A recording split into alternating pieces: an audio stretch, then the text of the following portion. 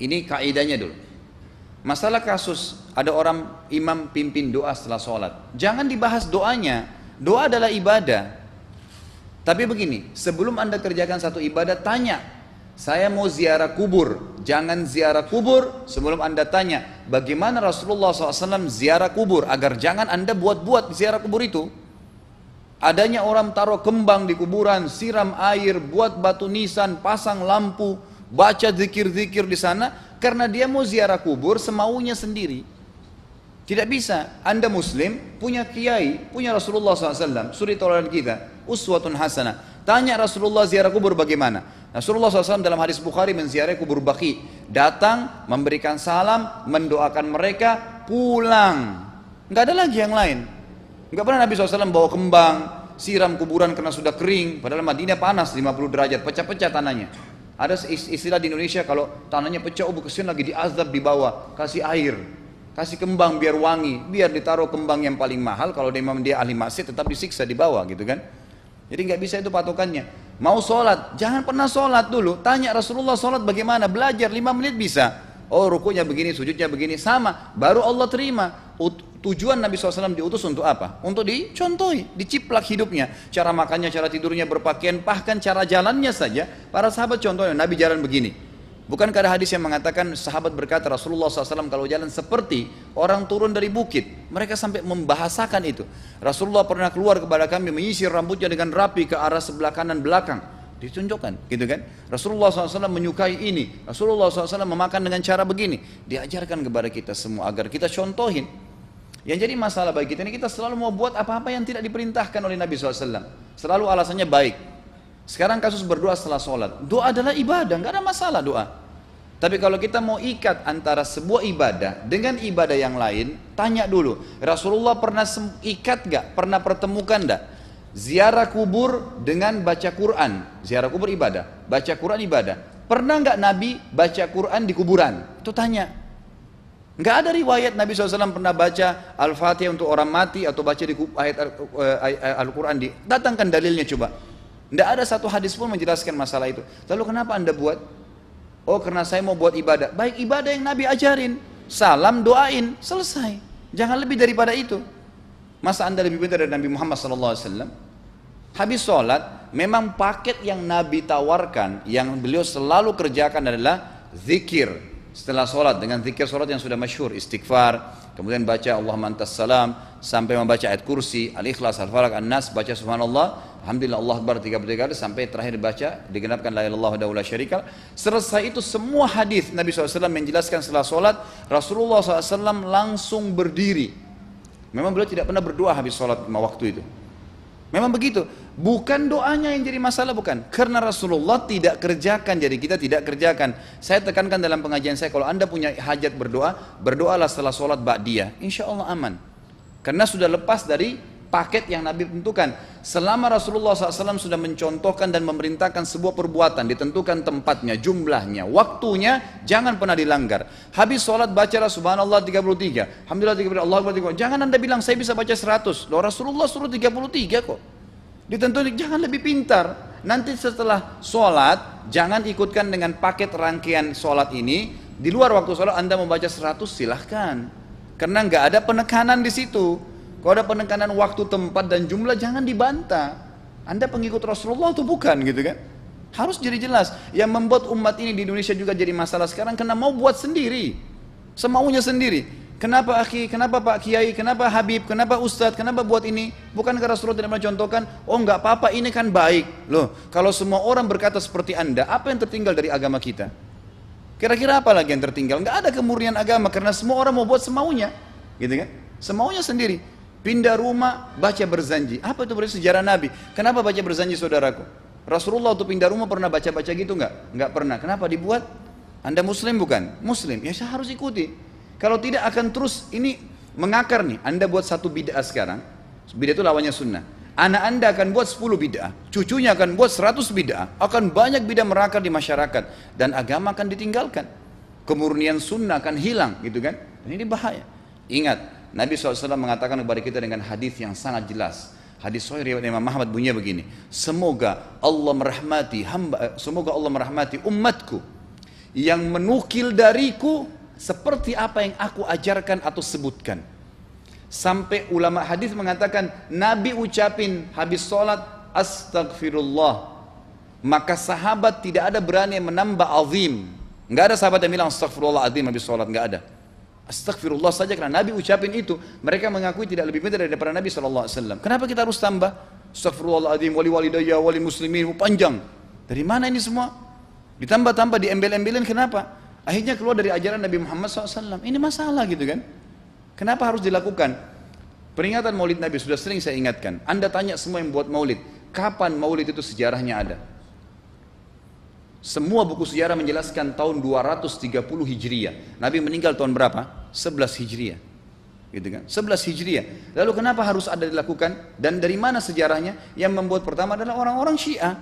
Sejarahnya jelas dari Fatimiyah. Semua buku sejarah sepakat mengatakan bahwasanya maulid munculnya di zaman Fatimiyah. Dinasti Fatimiyah, orang-orang Syiah di Mesir, gitu kan? Dan mereka punya 6 macam maulid yang sampai hari ini masih dikerjakan di Iran. Ada maulid Nabi SAW, Hasan, Husain, Ali, Fatimah, dan raja mereka. Sampai hari ini masih ada. Kenapa orang-orang waktu baca maulid, baca salawat sambil berdiri pegang tangannya taruh di dada? Karena keyakinan orang Syiah, ruhnya Nabi SAW sedang lewat. Anda tahu nggak itu? Banyak orang kita buat tidak tahu. Yang penting bahasa Arab ikut saja, gitu kan? Tidak bisa. Nabi SAW tidak pernah rayakan. Pernah ada yang bilang sama saya, Ustadz, kan Nabi SAW pernah bilang, waktu ditanya tentang puasa Senin, beliau mengatakan hari itulah aku dilahirkan. Terus kenapa? Berarti boleh merayakan ulang tahun hari Senin, gitu kan? Tidak. Nabi SAW cuma menginformasikan bahwasanya beliau lahir di hari Senin. Dan beliau tidak pernah ngumpulin sahabat untuk baca bersama-sama, merayakan hari lahir beliau, tidak pernah. Kalau itu benar, Nabi nggak bakal tinggalkan kok. Ibnu Katsir rahimahullah, garis bawahi poin ini. Ibnu Katsir rahimahullah, dalam tafsir beliau, tafsir Quran Azim, dan subhanallah Ibnu Katsir ini, kata ulama, hampir semua kalangan golongan itu banyak memakai buku beliau, walaupun berbeda dari sisi pemahaman yang lain, tapi tafsirnya kebanyakan kembali ke tafsir beliau. Beliau mengatakan tafsir surah Al-Maidah ayat 3 yang bunyinya a'udzubillahi minasyaitonir rajim, al-yawma akmaltu lakum dinakum, hari ini saya sempurnakan agama kalian, kata Allah, ya. Wa atmamtu alaikum nikmati, saya sempurnakan nikmatku pada kalian, artinya tidak butuh yang lain. Wa raditu lakumul Islam madina, saya ridha Islam sebagai agama kalian. Kata beliau, ayat ini turun menandakan dan memastikan bahwasanya Nabi Muhammad SAW tidak meninggal dunia kecuali sudah mengajarkan semuanya, yang hitam, yang putih, yang gelap, yang terang, yang susah, yang muda, ya, semua dijelaskan. Siapa, kata beliau, yang menganggap masih ada sesuatu yang harus ditambahkan setelah Nabi SAW meninggal dan turun ayat ini, maka dia adalah ahli bid'ah. Dia orang yang membuat-buat agama. Nabi sudah ajarkan semua, selesai. Jangan ditambah, jangan dikurangin. Kita tidak lebih pintar dari Nabi SAW. Nabi nggak pernah rayakan hari lahirnya, jangan dirayain, selesai. Emang kenapa kalau kita nggak rayain? Kenapa? Tangan kita terputus? Enggak. Masih banyak ibadah yang disunnahkan gitu. Sama dengan kasus Isra dan Mi'raj. Kejadian besar dalam Islam. Tapi Anda boleh kembali kepada semua buku sirah. Saya tantang semua buku sirah Anda kembali. Insya Allah yang berpegang pada Al-Quran dan Sunnah, memang ada dasar wahyunya, maka semua akan menjelaskan. Nabi SAW setelah pulang dari Isra dan Mi'raj tidak pernah mengumpulkan sahabat-sahabat untuk merayakannya setiap tahun. Tidak pernah. Boleh dipelajari iya, setiap hari. Tapi ditentukan tanggalnya lalu dibuat acara. Tidak pernah Nabi SAW buat itu. Lalu kenapa Anda buat? Kalau Anda mau tetap buat, ya silahkan, itu hak terserah Anda. Tapi saya ngajak kepada Anda kembali kepada kemurnian ajaran Nabi SAW. Kita tidak akan pernah kembali, kata Syekh Utsaimin rahimahullah, umat Islam ini akan kembali kepada kejayaan mereka kalau mereka betul-betul kembali kepada ajaran Rasul mereka Muhammad SAW. Murnikan ajaran Nabi, yang jalankan seperti yang beliau ajarkan, selesai, akan aman. Pasti akan kembali kejayaannya. Kita nggak bisa saling menghardik, saling menyalahkan yayasan ini, organisasi ini, kelompok ini, karena masing-masing mau beristidlal sendiri, mau menjalankan sendiri hukum-hukum agama ini, bukan mengikuti sunnah Nabi SAW.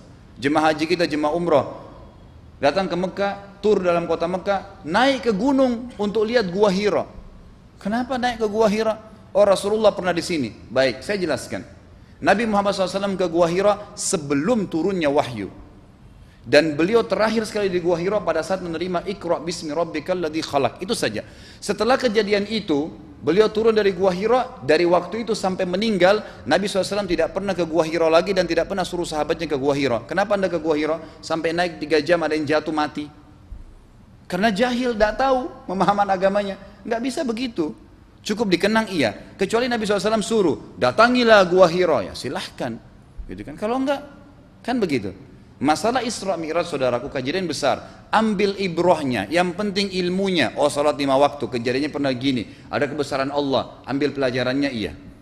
Yang Nabi tidak contohin maka jangan dikerjakan. Hanya itu saja. Zikir bersama, di sini ditanyakan juga zikir bersama. Nabi SAW disebutkan dalam hadis Bukhari, kalau berzikir habis sholat, beliau membaca zikir tertentu, sahabat baca zikir tertentu, sahabat baca zikir tertentu. Jadi Nabi SAW tidak pernah paksain. Enggak pernah Nabi misalnya baca ayat kursi, harus semua sahabatnya ikut ayat kursi, enggak. Nabi SAW baca ayat kursi, si fulan baca al-ikhlas, si fulan baca subhanallah, masing-masing. Dan ingat, Allah SWT mengatakan apa? Tentang masalah zikir dan doa ini. Ya. Dikatakan, ya, kita harus berdoa kepada Allah, ya, wadunal jahri minal qawli bil gudui wal asal, wala takum minal ghafilin. Berdoalah kalian, berzikirlah kalian dengan doa kalian, dunal jahr minal qaul, tidak dengan teriak-teriak. Allah berfirman dunal jahr, tidak teriak-teriak, ya. Dan janganlah kalian menjadi orang-orang yang lalai. Makanya pernah ada sahabat waktu Nabi SAW berkata begini dalam hadis Bukhari juga, waktu pulang dari salah satu perjalanan, kalau kalian sedang menukik kuda, unta lagi menukik, bertakbirlah, bilang Allahu Akbar. Kalau kalian sedang menuruni sebuah lembah, bertasbihlah, bilang subhanallah. Ada satu sahabat badui, orang dari padang pasir, semangat dia jalankan sunnah Nabi. Waktu kudanya lagi naik, Allahu Akbar, dengan suara keras dia teriak. Jalankan sunnah kan, tapi teriak ya. Apa yang terjadi? Nabi SAW panggil, ditepuk pundaknya, Nabi mengatakan, pelankan suaramu. Zat yang sedang kau panggil tidak tuli. Allahu Akbar, cukup. Ada apa? Kecuali di medan perang lain nakutin musuh, gitu kan? Untuk apa takutin kuda sendiri? Nggak perlu, gitu kan? Jadi mengikuti sunnah Nabi dengan ilmu yang benar itu akan membawakan ketenangan hidup. Yang buat kacau kita ini jadi kacau karena mau membumbu-bumbui macam-macam ditambah-tambah.